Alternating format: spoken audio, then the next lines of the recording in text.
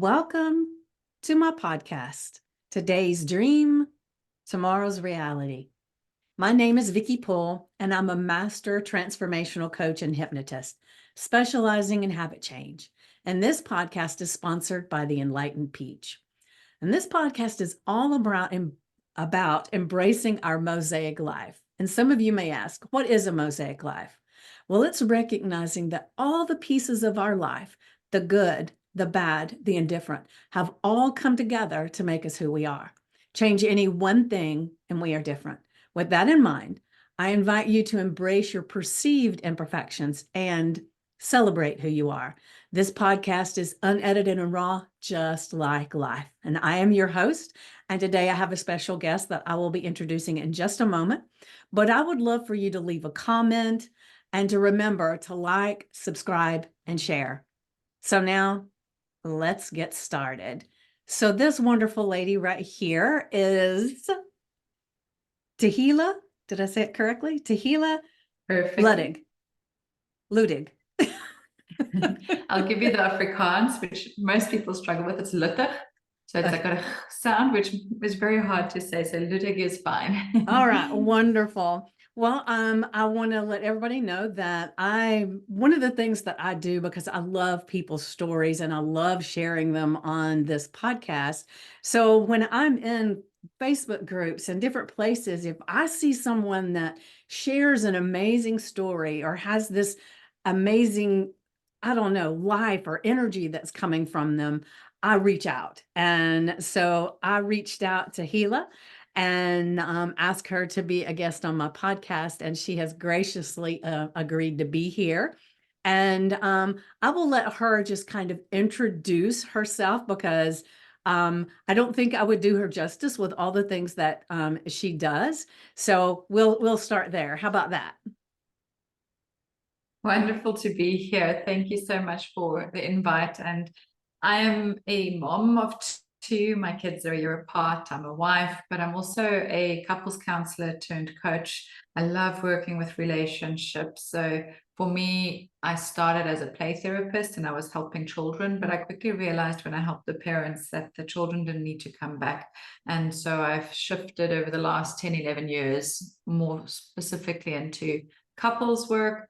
And in that transition, I also realized how much of our relationships are determined by our childhood relationships, as well as the relationship we have with ourselves. And so I'm constantly evolving. Ah, wonderful. And there's probably not a person alive that doesn't need some kind of help with counseling when it comes to relationships, because we come with so much baggage that it is like, and everybody's baggage, hell, it could take up the whole airport, the luggage compartment stuff. So, For sure. so we all do, I know, and it's getting to the place where we recognize that we need help with it. But I want to take you back when you were a child. Was there stuff going on in the home where you were having a problem with communication there? Did you see people having communication problems? What was going on that might have led you to kind of feel like this was your calling? Home life was pretty decent. I don't think that any of us grew up with the emotional resilience that children today stand a chance to, because our parents didn't know the importance of, being allowed to express our emotions and things like that. So with that said, though, there's not a specific incident. I had no idea what I wanted to do after school. So for me, it was I was doing a business degree. I started with some bachelor, a BA degree, and then I saw communication was one of the subjects, and then I went into communication and then psychology, and that opened my mind so massively to seeing that, there's reasons for behaviors and there's reasons behind these behaviors. And then that sort of just led me through this rabbit hole. And I've always loved working with children. So that ended up being in the play therapy, and then from the play therapy, like I said, working with the parents. So I can't specifically think of an incident. My father had a church and he was a pastor, so he'd speak to like large organizations and large groups of people, and it was always something. I think I got quite shy, so to stand on a stage, it was unbelievable unbelievable for me that somebody could stand in front of all these people and talk, and never mind just talk a little bit, to be able to speak for hours. But I think that's all that comes to mind when I think of communication in childhood specifically. Yeah. Well, it's funny because I was talking to someone yesterday and we were talking about communication and how we get into this place of not being able to communicate. Because, for me, I had, my parents were great. But we like that baggage, they come in with baggage too. And so sometimes I saw that communication was great, sometimes it wasn't. And I got so fascinated, and I didn't realize I was thinking about communication, but what my fascination was why do we do what we do? And so I would read books all the time about the brain or our actions. And one of my favorite ones from years ago was Wherever You Go, There You Are. I think that's kind of the name of it, and that's something I used to tell my children too. You can't um, be miserable in this space that you are and move across town or to another state and then everything's all rosy, because the one common denominator is you're going to be there too. And until you can get to a place where you can love yourself and communicate in your own self, then you're carrying your baggage with you. And one of the things that I wanted to share real quick, if you don't mind, I go in my Facebook group. I have a free Facebook group that's private. It's called Make Lasting Change. And I've been going in there every day and giving a journal prompt and an affirmation for the day. And so today's was just fitting. And I create like 35 at a time. And then I have them in this list and then I'll randomly pick them out. So I wasn't even thinking about it. And this morning is so fitting for you being here, because the affirmation for the morning, I wrote it down once all of a sudden I thought, oh, I need to tell her. This morning's affirmation was, I am deserving of love and happiness. And the journal prompt that went with it was, write about a time when you truly felt loved and happy. And what can you do to bring more of that into your life? And as I started, prepping for our conversation today, it was like, oh, that's perfect, because that's what she does. She helps people to communicate in their love relationships and the self-love and so much. So I would love it if you could kind of share, how did you said you were working with children and you realized that by working with the parents that the children didn't need to come back. So what is it that you do for the parents that make that happen? I don't know, I don't know if that's the right question, but that's what I want to know. Well, firstly, the affirmation and the journal prompts I think are so beautiful. I did a free masterclass last week on communication, and one of the journal prompts in there was also, think about a time in your marriage when you two were really happy, and what were you doing and what can you do to create more of that? So it's so aligned to that. As for my journey,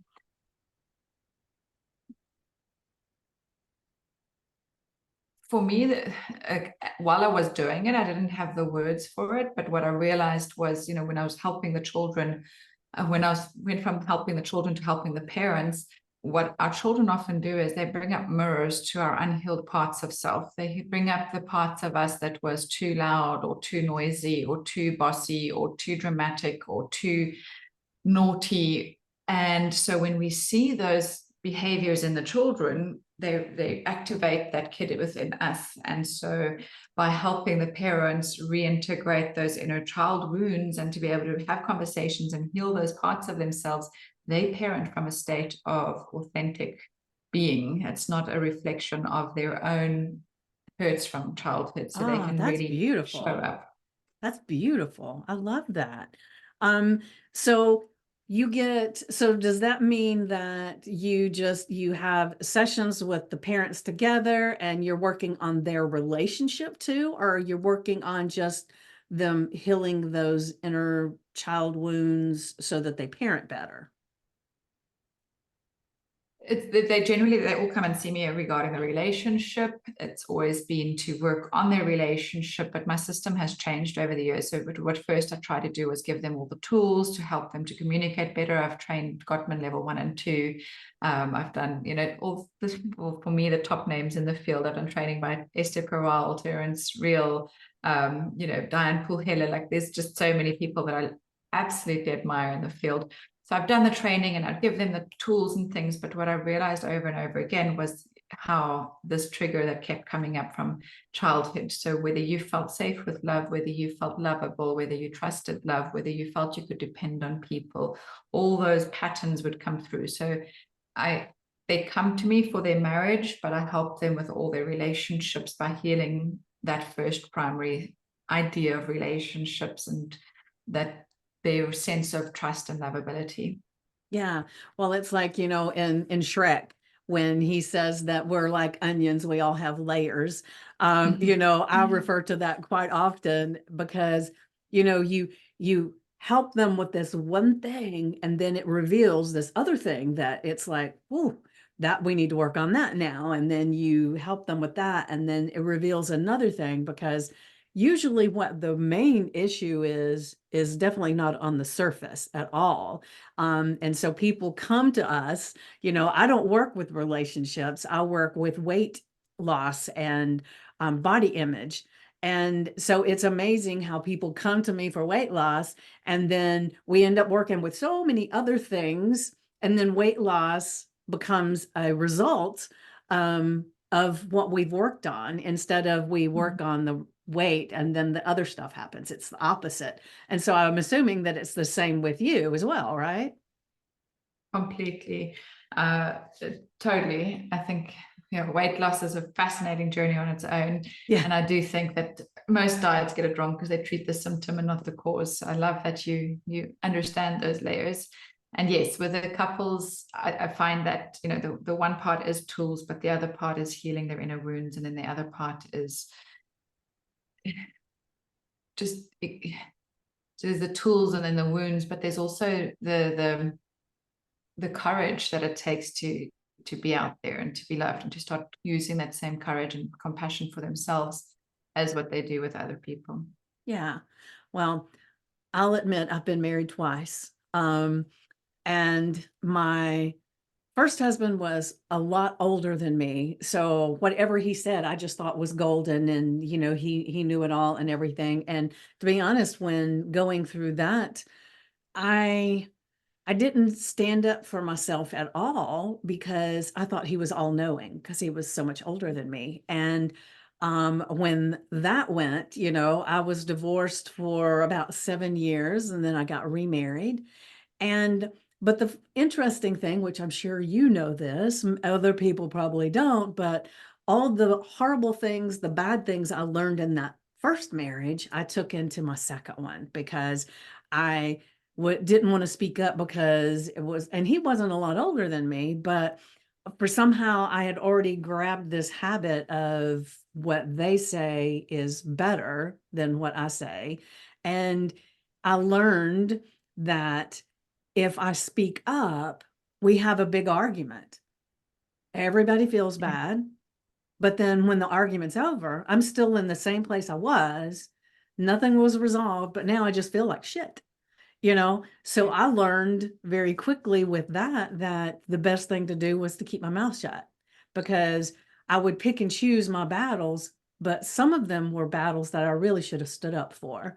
But I didn't want to deal with the consequences of the upheaval, the upset that it seemed to create.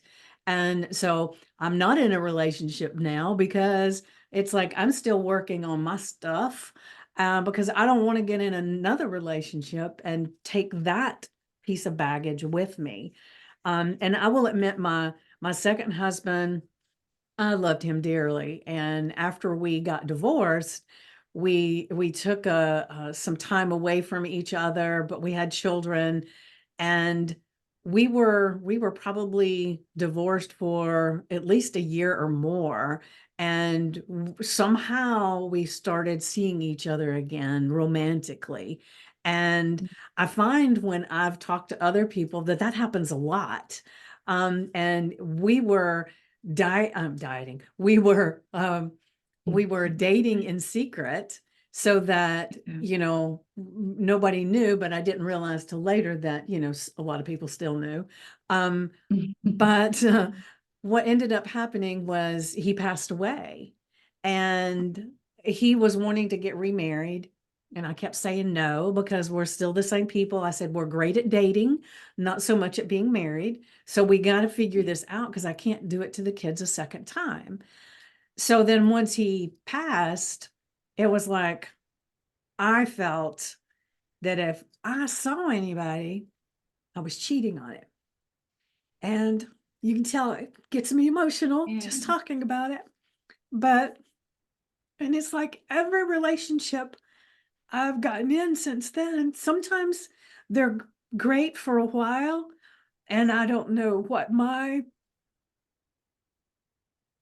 issue is, if it's that I feel like I'm cheating on him, or if it's I'm just not ready, it's not the right person. But some of them will last for a while, and then it's a repetitive thing that happens. I get where I disengage or they disengage. It's one of the two, you know. So I wasn't planning on sharing any of this, but there you are.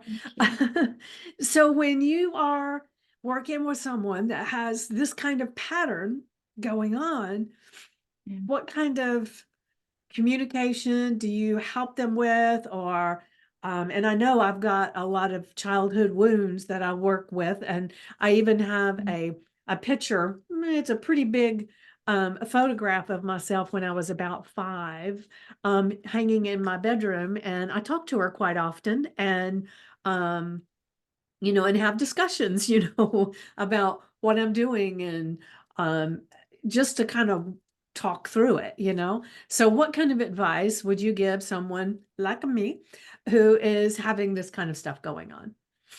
How's that for a big dollop of a question? How comfortable would you be with me?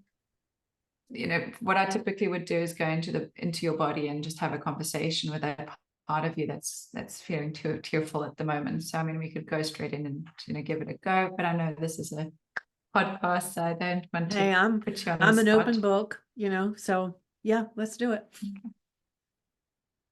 So there was a part of you that was very tearful right now when you were talking about your ex-husband that passed, and just want you to notice where in your body that you're noticing those feelings. You know, they could be in your heart or your eyes, anywhere in your body. Just notice where those emotions were stirring when you were talking.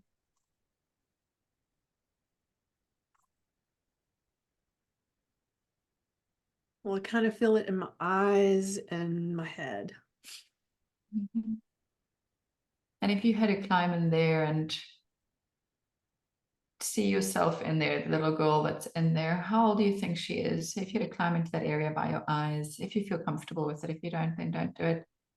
But if you felt comfortable climbing in there, you can imagine you've got a spotlight or a torch or a candle just to make some light there, and you'd see that little girl. How old is she? 4.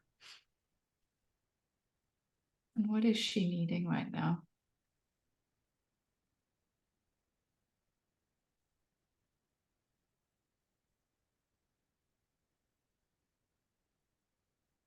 A hug, and for somebody to say everything's going to be okay. Would you do that for her?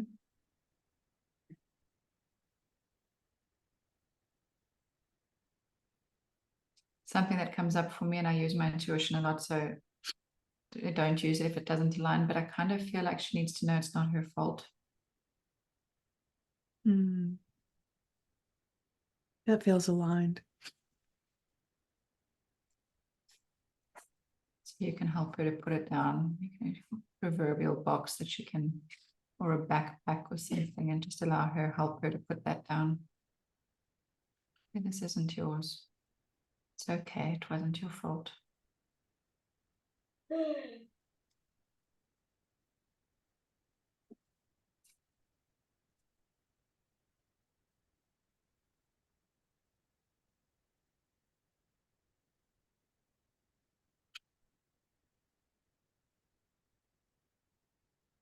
don't have to go very deep because we're just exploring, understanding how I would do this in a session, but just allowing that part of you that was hurting Nana to be held and give her a big hug. If you can, tell her you love her. If you don't feel comfortable, that's also fine.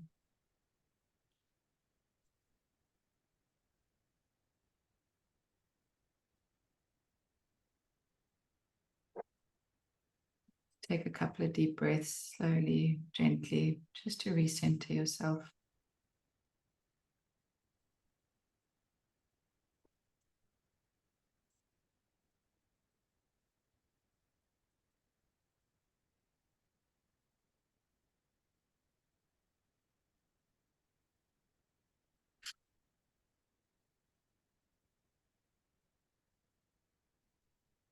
We could take that a lot deeper, but I don't want to do that right now. I don't feel that it's the right place or the right time, but I just wanted to show you a way that you could also connect with yourself. And it's a typical way that I would take my clients through.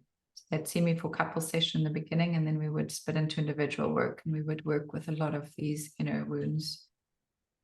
Yeah, perfect, perfect. And the interesting thing was, as I was telling her I loved her and everything, she grew to be 12. She wasn't 4 Beautiful. anymore. So I don't know what that means, but I just knew she was 12. And that could be various things. It could be, her letting go. It could also be that there's memories associated with that specific grief feeling. So there could be something at 4 and then something at 12. There's different moments we could explore. But I just felt for today, for the context of it, to not go too deep. But I love that she immediately wanted to speak and she could tell you what she needs. Yeah, yeah. Well, thank you for that. I don't do that. I do a similar process where I'll put people in an imaginary train where they kind of go back in life, and when certain things, hit them, then that's where we stop the train and we work on the what's going on for them then. And Beautiful. that seems to work most of the time. There are some people that are very resistant to that. So when you're working with your clients, do you ever have a client that sits there and almost gets to where they refuse to participate in some way? Does that ever happen? It does happen. It's not, what I love about this process is how quickly our body wants to talk. Our body really holds on to the trauma and to the memories. And so when we go into it, it's 95% of the time, I would say the people are surprised with what comes up and how much comes out. And they're like, well, I don't normally do imagination, or I'm not very creative, or I don't really think like this. And I can't believe these things that just came out. So it's really beautiful to see. There are, because you've been doing the healing work and because of the openness you have to share, I felt comfortable to do it with you online. I think it's a very delicate process, and the people that are resistant, I would have a conversation with the resistance, because that resistance has been put in charge for a really long time, and it's exhausted, but it's still trying to protect you. It's not trying to hurt you. It's not trying to do you in. So to take it from that angle of realizing that those resistances are protective skills. There's something that you adapted to try and protect you, because being vulnerable was not only maybe not liked, but it was probably shamed or ridiculed or not allowed growing up. So there's a lot of work that needs to make it safe first. Yeah. Well, I would say for people that are over a certain age, that's definitely what's going on, because when I was growing up, the main thing that most people said was children are to be seen and not heard, and so you were not encouraged to speak up, and if you got too emotional, you were asked to leave the room, and that kind of stuff. And so I only there's no telling what my parents had dealt with, because of, the way they dealt with what we went through. It was what they learned, and I'm sure they adopted and added things that they wish they had had as a child, because I think that's what I know for me, that's what I do. Is like anything that I felt like was off kilter, or that I wished I had had this part, that I made sure that I had that, with my children for the most part, but I still brought that other stuff with me. So it was almost kind of Yeah. like you fluctuate back and forth. And I know I saw something on your Facebook about, like, you mentioned the workshop, and you were talking a lot about, or what I saw, and you know what it is, what we need, we pay attention to, right? And Yeah. so what I saw was a lot of things about how to effectively argue. And so that to me is intriguing because, a lot of times we look at as argument is, especially if you're like me from the things that I've gone through, it's Mhm. like an argument is a bad thing. And, and so you do everything you can to keep peace. And so you don't have the argument because it doesn't seem to fix anything anyway. So I was really drawn to those posts that you did about being able to argue with your spouse and communicate in a way that things get resolved. So can you kind Mm. of talk about that? Because that's very intriguing. And I'm sure I'm not the only one. I would hope I'm not the only one. Definitely not. I think that 99% of all the clients that see me, they start with saying it's a communication issue. And like you mentioned, the layers earlier, what represents as a communication issue is so often deeper, and it's a trust issue, it's a safety issue. And for me, there's two things that popped up while you were talking. The one part that I felt to bring up is that I don't feel that women, men were told especially about feelings. Don't, it's girly, it's, don't be such a girl, don't be such a baby. Emotions generally, I picture like a teenager, not doing well in his exam. If he had a burst out crying, he'd be teased. But if a girl burst out crying, she'd most likely be comforted and told it's okay, and she'll be better next time. So that sort of stereotype around emotions. But I do feel that women aren't really taught that anger is safe. They're taught that anger is, you're a bitch if you're angry. So confrontation, argument, anything that looks like that can be really scary, because I believe that anger is our alarm system. It's something that tells us something's off. It could be that the sensor is too finely tuned on your alarm system. If you're exhausted and you haven't had much sleep, you'll be hypersensitive to different sounds and different things. But generally, when we're starting to get angry, it's telling us, I don't feel safe. My boundaries being stepped over, or I don't feel taken care of, or I don't feel considered, but because we're so scared of anger, we let it bubble over, and we stuff it in and stuff it in and stuff it in until eventually erupts, and then we become aggressive. And aggressive and anger is not the same thing. Aggression is where we're not safe with our anger anymore. And in a fight, typically there's a lot of aggression. It's raw emotions. Your kid has taken over. Terry Real often says, it's time to take your kid's grubby fingers off the steering wheel and take back the car, take back the driver's seat and the ownership. And when we're arguing, so often it's our inner kid that's trying to make our points. And that's why it doesn't make sense. And that's why it's all over the show. And for me, for women to really start feeling safe with being angry, it's like being allowed to feel safer again, because anger is your alarm system. I live in South Africa, so most of the houses have alarms here. It's generally pretty safe. I feel very safe, but we do have an alarm, and if you don't have your alarm on, you feel more vulnerable. And for women, we don't have that alarm on. We typically feel more vulnerable, and now with that on top of it, I think we're hyper vigilant to signs and possible, my husband frowned, he must be angry with me, and we can sometimes exaggerate a response. Not, this is by no means, and the last thing I want is, because a lot of men say that women it's exaggerated because they're so emotional, but what happens is they don't trust themselves, because now, did I go over the top, or was I being too sensitive, or was I this?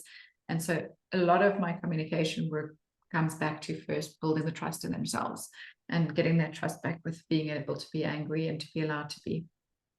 And then the argument itself, there's ways that we bring it up. There's a lot of do's and don'ts of how we communicate, practical tools, but I find those foundations help so much, because once we've got that, if we feel safe within ourselves, we feel like we trust ourselves, it's a lot easier to implement those tools. And a lot of these tools are feel more natural. I won't say common sense, because I think it's so subjective to how you grew up, what's logical and not.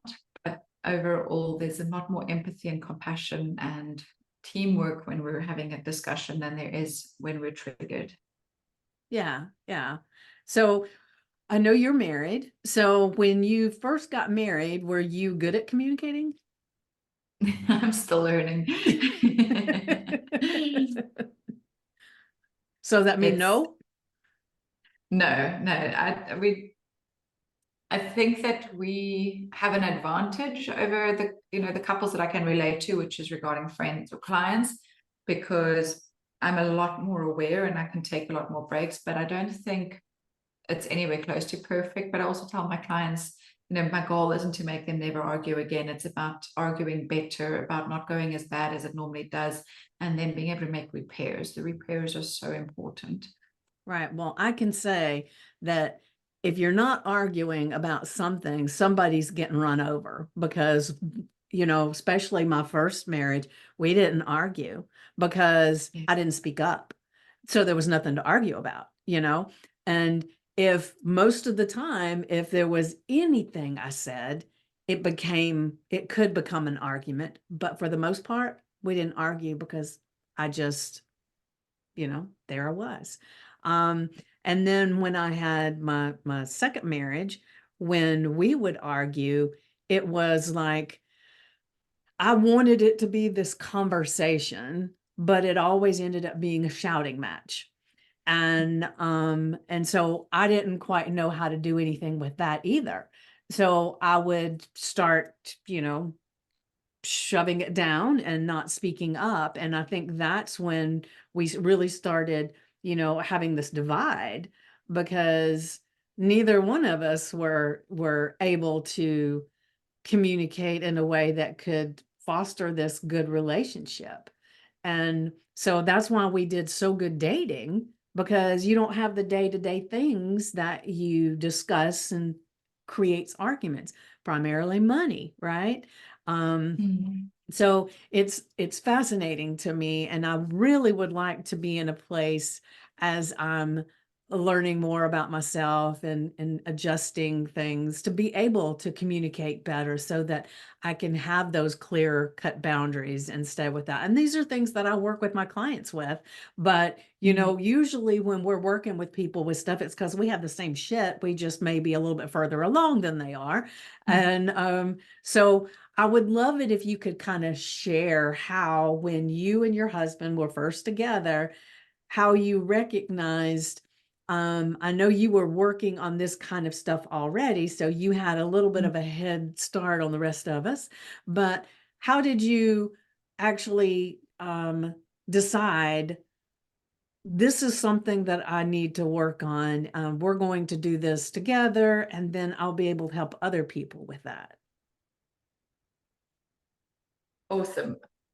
Just to backtrack just a moment, I'm going Okay. to answer that question now. But one of the things I was thinking about was how in your first marriage you just kept quiet, you wouldn't say anything. And in the second marriage, you tried to share. And for me, what I was thinking about when you were talking was just how there's a part of you that knows the power of your voice. And it's like sort of learning that volume button, like how soft, how loud, and being okay with playing with it, being allowed to, okay, this is too soft, this is too loud, this is just right. In this scenario, this is okay. And I love the fact that you've got a podcast because it's a place where you are allowed to say, this is my power, this is my authority, this is my loud, this is my authentic, and getting positive feedback saying it was good enough, it's beautiful, it's raw, and it's unfiltered, and that's enough, that's perfect, it doesn't need to be more.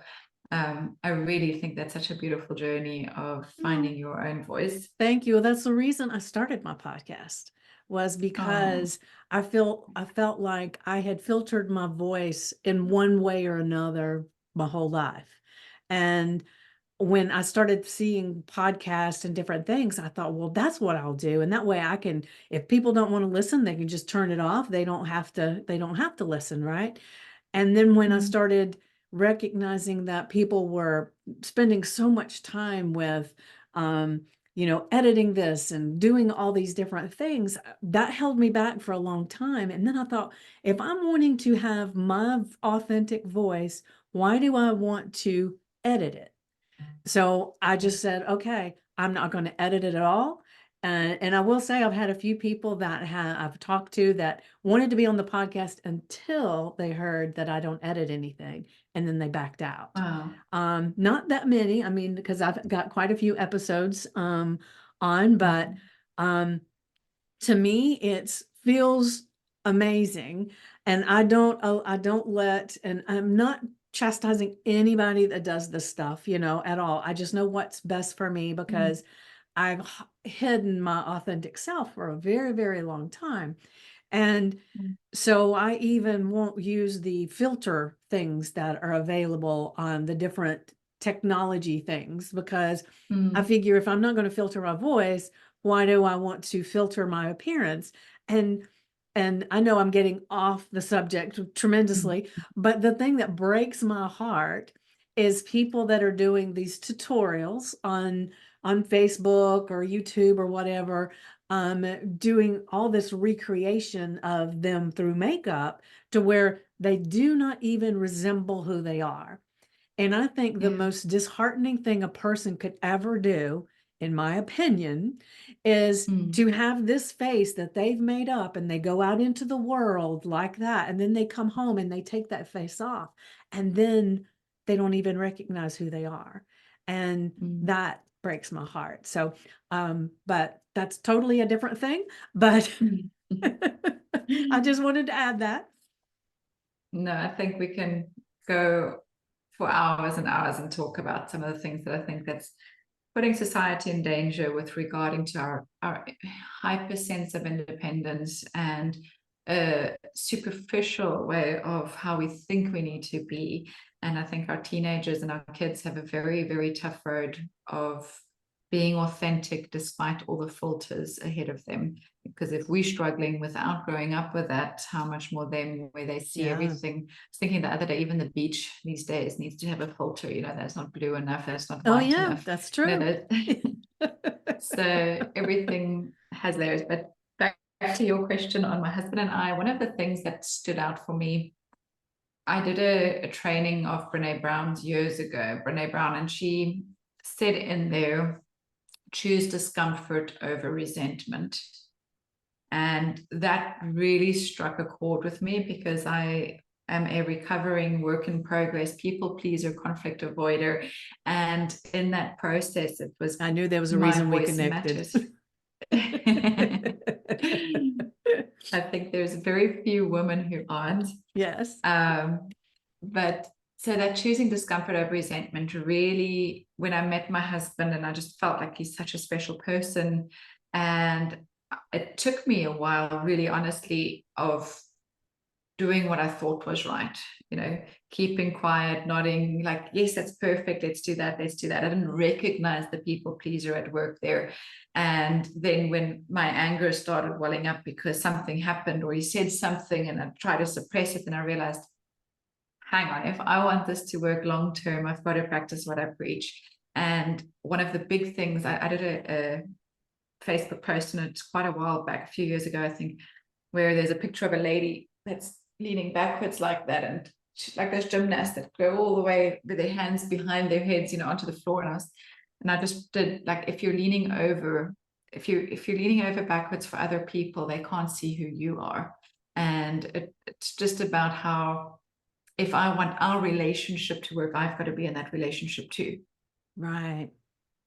And so that choosing discomfort over resentment was a big part of it, because every time, you were saying just now about keeping quiet and not saying anything, every time we do that, many, many, many of the marriages I see are people suffocating from resentment. There's women that are drowning in resentment from things that either they've said, but the other person didn't think was important, because of the way they said it, or the timing of what they said, or because they didn't grow up with the same logics and one thinks it's logic, or because they kept quiet about it. But that resentment, we think, will cause change, but it only hurts ourselves.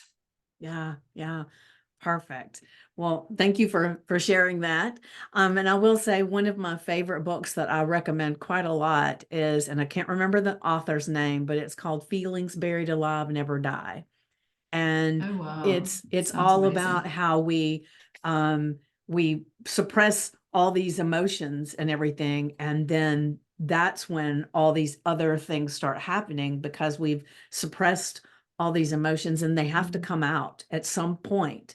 And so it can come out as something totally unrelated to what was actually the issue. And another author that I love is Michael Singer. Are you familiar with him? The Untethered Soul? Mm-mm. Oh, yes, yes, Yeah, sorry. yeah. Because in the Untethered Soul, he talks a lot about how we we have these feelings about a certain thing, and then we hold on to it and hold on to it, and then years down the road, something triggers that Mhm. feeling, and we don't even know why we're pissed off and angry at our family that's in the car, you know? And so it's those two books were really instrumental in helping me to see how when we don't deal with it, this is can happen. It let me see it, but it didn't Mhm. necessarily help me to deal with it. Do you know what I mean? And so, as I became I'm a health coach, a life coach, a master transformational coach. And one of the things that did help me was as I was going to school for these different things, we work with Mhm. other coaches and they're, working with us and doing all of our things that we're supposed to be doing with our clients. And there was so many times that I would get on this session with one of these other students, and to say I was crying is an understatement because I would get that snot running down your face, crying and everything because it was like things I had buried so deep that I didn't even realize they were there anymore. And it Mm. helped me to get some of that stuff out. And when you talk about the discomfort, holy shit, that was some uncomfortable stuff. And if I hadn't been invested financially so much, I might have said, Mm. this is too hard. But thank God Yeah. I didn't. And I'm still a tremendous work in progress, as all people are. But the mountains that I've overcome to just be able to be here today is astronomical. And so I know I still have some more mountains to climb, and I'm good with that. But it's fascinating. You work with people to do this communication, this relationship thing. And so it's mind boggling. How do you help all these people and still stay centered in yourself and not just get all that angst and energy entering into you? You know what I'm saying? Because Mhm. all this Mhm. is energy. And I can even feel sometimes when I work with a client that has a really strong energy and a hard time, I can feel it afterwards. I'm either very elated or I can be very down, and I have to ground myself and do different things. So, what do you do to help not bring all of that stuff that you're helping people with into your being? I learned the hard way. I had severe burnout, compassion fatigue, and all of the rest. But adrenal fatigue was for sure a problem because I wasn't. It was between juggling little kids and work and trying to run the household and all sorts of things going on. But what I literally sometimes there's some clients that I will go like this and I could just feel Yeah, myself like I just need to get this energy off of mine. It's not because they're bad or anything like that. It's just it's heavy. It's not mine. I don't right. want it. I've got a walk group. I go swimming right through winter and summer. I've got a close group of friends that we go swimming with once a week. I have boxing twice a week. I love it. It's also a way to just let it out. And there's shifts that I take. And for me, I think a big part of it is when I hear, from the parents, like the feedback and how happy the kids are and how their confidence has grown and how things have just shifted in the family that really that makes it all worth it. Yeah, I mean, that just kind of warms your heart, right? Right? For Because I know sure. I love when my client reaches out to me and says, "You're just not going to believe the difference that I have right now." And, and it's just, people that reach out on Facebook too, and they'll say, "I love what you're sharing, and you made my day." And it's like, oh, this feels good. It's worth it. But I will say, when I first started doing this work, I knew people in person, you could had energy, but it was when I started working on with people online, I was blown away with the amount of energy that you can that grabs a hold of you, and that way too. So yeah, I have to do the release, and then I have to take off my shoes and ground on the floor or go out in nature just to kind of decompress. And the funny thing was, I looked at, when it was, when they were having angst and a hard time, that was the energy I needed to remove, right? Well, then it came to realization that when it's an elated thing and you leave, I get really hyped up and energized. And some of mine I do later in the day. And when I do that, I couldn't even sleep because I'd be so excited and everything. I didn't realize that that was their energy too, and that it was better for me to have my energy. And so I learned through this process to release the energies. And I think one of the things that I want all the listeners and everything to take away from this part right here is that everybody has energy. And that's why when you walk into a crowded room full of people and you don't know a soul there, you know exactly what table to go to or who to speak to, because you can feel their energy. And you also know which areas you don't want to go over there and talk to them. It just doesn't feel comfortable. And so if you can feel the energies like that, and then our energy reaches out around us, what is it how far is it they say? Because it's our personal space. And, so there's this energy everywhere. And so you can actually be taking on other people's energy, whether it's good or bad. So it's always a great thing to be someone who meditates and grounds by putting your bare feet on the floor or on the grass outside, well, weather permitting, hug a tree or do different things that, like you do, the swimming and the boxing and everything that creates it where you only have your energy and not somebody else's. So to me, that's really an important distinguishing thing to me that I didn't know for a very long time, that you can do that in person and electronically. Is that It's something you find amazing. as well? Most certainly. I work mostly online, Okay. and so I've definitely felt that. I have there's a lady that does Reiki here in our town, and she's got clients overseas, and I never thought you could do Reiki online, but apparently you could. Yeah. And you can, and I get it because I do these things.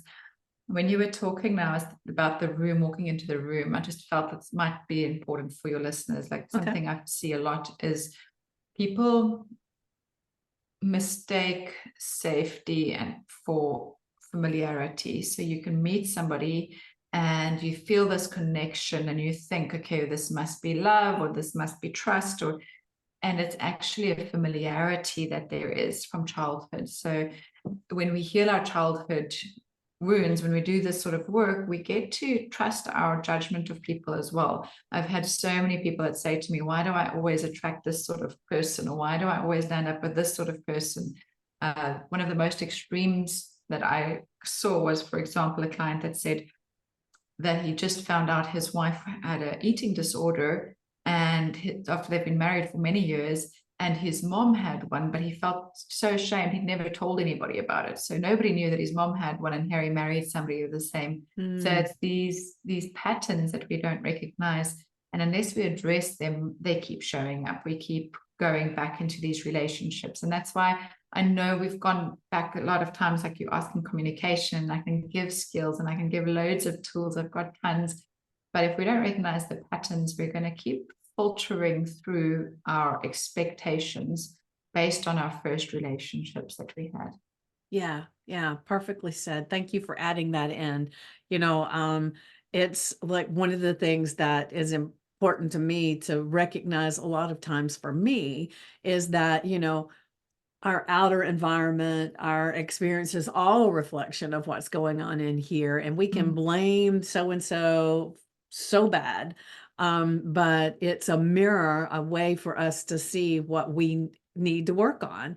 And Yeah. so I've over the years I've gotten where I look at it as a game of, that really ticked me off when they said or did that. Now, how is Mm. that a reflection of me? Whether it may not be how I'm acting, but maybe that's how I'm treating me, you know? Yeah. And so, um, if I look at it as a game of exploration, it doesn't hurt so Mm. bad, and I don't look at it as the blame game for what they're doing. And I do have some people in my life that trigger me, whoa, big time.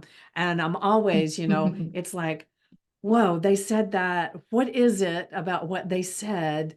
What is that causing in me, and how can I take care of it? And sometimes I Mm. can figure it out, and sometimes it takes a while. So, For sure.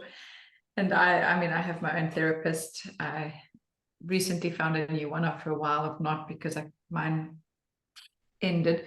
But I do believe we all need a therapist. I don't think, I think we'd all be better off, not necessarily just a therapist or a coach, but somebody that can help you to see the patterns, because when you're in it, it's really hard to see. yeah, With regards to the example just now, I realized I didn't finish my thought, not because you interrupted, but because my thought jumped around. So when you're walking into that room, you mentioned that example of, you'll know which table to go to and which one to avoid. Our familiarity from childhood often has an impact on that. We might feel safer with this crowd than that crowd, and we will. So that energy is completely spot on. We feel attraction or safety or recognition there, so we'll go there. But if you find that you're typically drawn to the same wrong crowd and you can't understand why you're always in that sort of situation, then it's about this inner pattern that there's a familiarity there that needs to be healed. yeah, yeah, I agree. Definitely, definitely. All right, so we are close to being at the end of our time. This has been amazing. I have enjoyed so much our conversation, and you sharing some of your personal life with us and helping me with mine. Uh, but thank you so much for being here. Is there any last words of wisdom that you would like to impart everybody with, and then tell them how they can reach you? Because I will be putting a description in the comments, or I will be putting a description, and then in there I will put the links to how to get in touch with you. But if you would share it so that anybody that's listening and not actually looking would be able to know right Perfect. away. Wonderful. Thank you. I can't believe it went so quickly. It was lovely. Parting words, I think that once we have a pattern of arguing, Esther Perel says it takes two people to create a pattern, but only one needs to step out to break it. And so when we having these arguments and these patterns, to be able to realize that we're on the same team. So before you have your conversation, it's coming up and it's going to go sideways. This topic always goes there. Your job is to de-escalate yourself, to get yourself calm, not to find the best techniques and the best tools and how to persuade them, but to realize we're on the same team. And if he's as strongly against this as I'm for it, what are his reasons? Not our assumptions of it. So to be able to take it that completely step into, okay, they have to be feeling strongly about this for a reason. So I've just find that setting your intention before the conversation is like putting on your GPS before you go into a rough territory. You want to know where you're going, and typically we want to have this conversation because it's important, or they did wrong, or we have to prove to them, and that's going to get us lost even further. But if Yeah, it is to understanding, if it is to how do we figure this out together, you're going to get out on the other side together. definitely. And that goes with conversations with our children and everything too, that's yeah. Perfectly. Yeah, I love that. Well, and how do they reach out to you? My website is The Couples Connection. So it's www.thecouplesconnection.com, and they'll be able to find all the information there. All right, perfectly said. So thank you so much for sharing and for being here with me today. And I want to remind everyone to do me a solid. And when you are watching this, you go ahead and whatever platform you're using, make sure you subscribe, like, and share, because I want to be able to ensure that people like you get on here and I'm able to get your ideas and your thoughts out into the world at a much bigger rate. So thank you again, everybody, and I will see you soon.